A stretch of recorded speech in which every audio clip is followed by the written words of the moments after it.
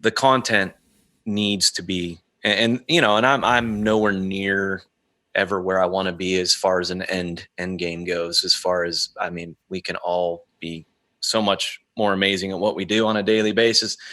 But I at least am realizing now that the content is the only thing that matters, Mm-hmm. not what type of mic it is, not, it's how does it sound coming out of the speakers? That's all that matters. Was it you, Michael? I remember I think it was you. We had a conversation when the movie Juno came out. And I remember listening to that soundtrack, and Yeah. there was such abandonment in as far as how the recordings sounded. In the old days, you would have turned those into a label, and they would have said, "Well, that's the demo, right? I mean, you're going to go Yeah. really record them." Like, no, this is the master, and they sounded.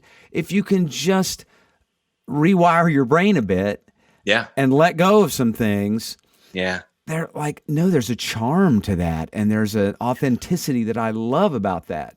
Yeah. And I think that's worth hitting that nail a little bit. Yeah, for sure. I mean, I believe the recordings that have shaped our life possibly the most, if you listen to them, some of them sound horrible. I mean, but here's the thing.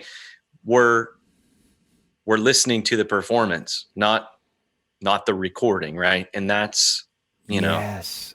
Oh, I love that you differentiate that, because I do think there was not a cartoon, but this picture in one studio. They had two farmers leaning on the fences down on Music Row, and one says to the other, "Did you hear that new snare sound on that Conway Twitty record?" And it was like, exactly. We've gone so insane with you can squeeze the soul out of it. So this really gets us to. I really want to spend some time on this next area, because this is where I think people can really gain from your story and their story. Because Michael, we've been in the music business, and I always like to say the music business was the first one through the internet wall. Yeah. And it was the bloodiest, because we were sitting ducks. We had our main product could be turned into a 3.5 megabyte MP3 and shared easily through email. But I think now, our whole world, it's hard to find any profession that's not being rocked to its core, either by the internet or by the AI that's right around the corner, they say, in the next decade or two. Right. So here you are in Nashville. Your studio's up and running. You had an artist you were producing that was on Sony. You were developing her. And by the way, those were great sounding records. I was a fan of those records. Oh, thank you. And you decide to move to Ohio, and not to Cleveland or Columbus, to Canfield. Yeah. And folks, let